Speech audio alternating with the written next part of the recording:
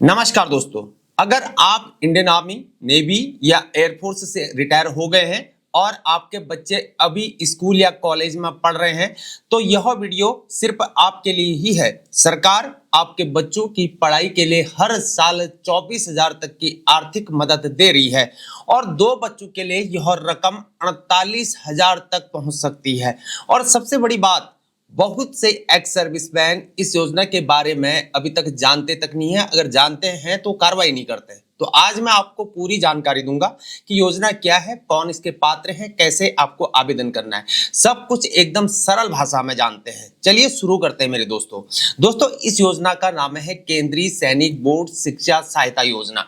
यह योजना केंद्रीय सैनिक बोर्ड इसको चलाया करता है, जो मिनिस्ट्री ऑफ डिफेंस के अंतर्गत आया करता है। यह योजना 1981 में शुरू हुई थी और तब से लाखों सैनिक परिवारों को इसका लाभ मिल चुका है और मिलते जा रहा है और मिल रहा है। इस योजना के तहत 2,000 रुपए प्रति माह प्रति बच्चे की सहायता मिला करती है। अधिकतम 2 बच्चों को यह लाभ मिला करता है, यानी कुल मिलाकर 24,000 रुपए प्रति वर्ष मिला करता है और दोनों बच्चों के लिए यहाँ पर 48,000 रुपए प्रति वर्ष हो जाए। अगर ट्विन है तो दोनों को मिलेगा, यानी 3 बच्चे हैं जिसमें से 2 अगर ट्विन है तो तीनों को यहाँ पर मिलेगा। यह पैसा सीधे आपके बैंक खाते में आता है, यानी कि डीबीटी होता है, डायरेक्ट बैंक ट्रांसफर के जरिए होता है और ये जमा हो जाता है। अब बात करते हैं कि इस योजना का लाभ आखिर किसे मिल सकता है। रैंक की पात्रता, सेना में हवलदार तक के पद पर रहे जवान और नौसेना और वायुसेना में इसके समकक्ष या इक्विवेलेंट रैंक्स आते हैं। यानी अगर आप जेसीओ या ऑफिसर रैंक पर अगर आप थे तो यह योजना आपके लिए नहीं बनी हुई है, लेकिन जूनियर रैंक्स के लिए यह एक बड़ी राहत होती है।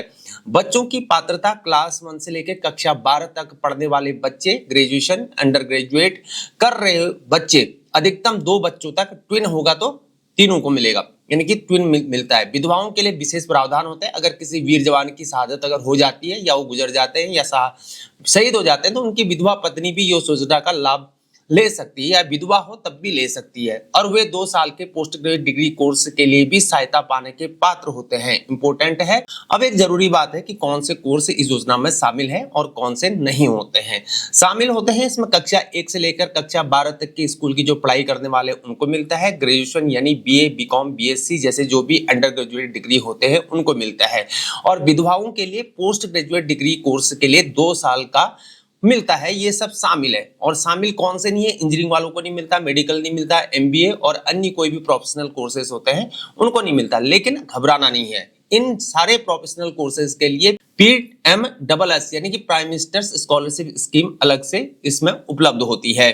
अब सबसे जरूरी वाला पार्ट समझिए कि आवेदन की प्रक्रिया कैसे होती है। स्टेप 1 KFC की आधिकारिक वेबसाइट पर आपको जाना है ksb.gov.in में, वहां अपना रजिस्ट्रेशन करवाना है और ऑनलाइन अप्लाई करना है। स्टेप 2 में अगर आप कंप्यूटर या इंटरनेट से कोई भी चीज से परिचित नहीं है तो अपने नजदीकी जिला सैनिक बोर्ड में जाना है, वहां से जानकारी को प्राप्त करना है और वहां के कर्मचारी आपकी मदद जरूर करेंगे, या CSC सेंटर में जाना है, वो आपको बता देंगे।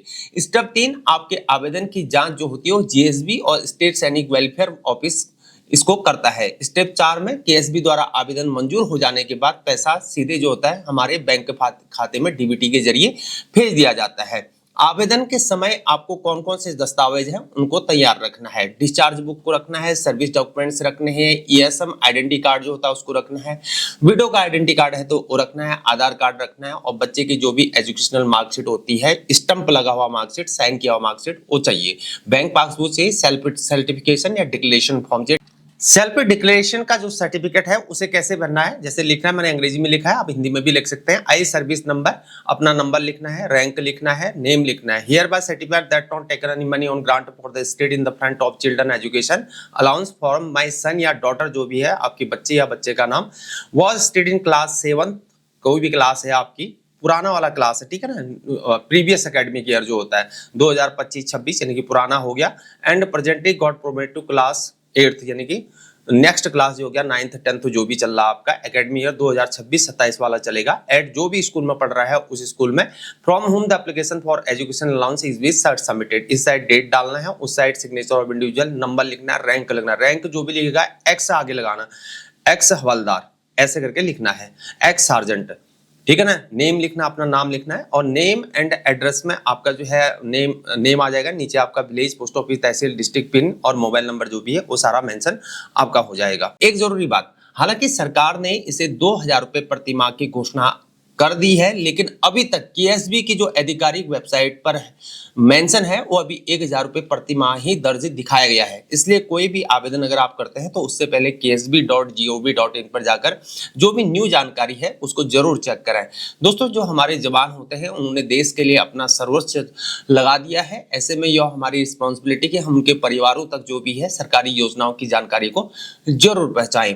अगर आपके परिवार में या किसी पड़ोस में या किसी गांव में कोई भी एक्स सर्विसमैन या उससे फैमिली से अगर आप पटेल या बिलोंग करते हैं या विधवा हैं, वीर विधवा है, वीर नारी हैं, तो यह वीडियो उनके साथ जरूर शेयर कीजिए। जानकारी अगर अच्छी लगी हो तो लाइक करें, चैनल को हमारे सब्सक्राइब पक्का करें और बेल आइकन को दबाए रखें ताकि ऐसी जो भी उपयोगी जानकारी होती है आप तक सबसे पहले पहुंच सके। मिलते हैं नेक्स्ट वीडियो में, बने रहे। मैं हूं हीरा परिहार। जय हिंद, भारत माता की जय।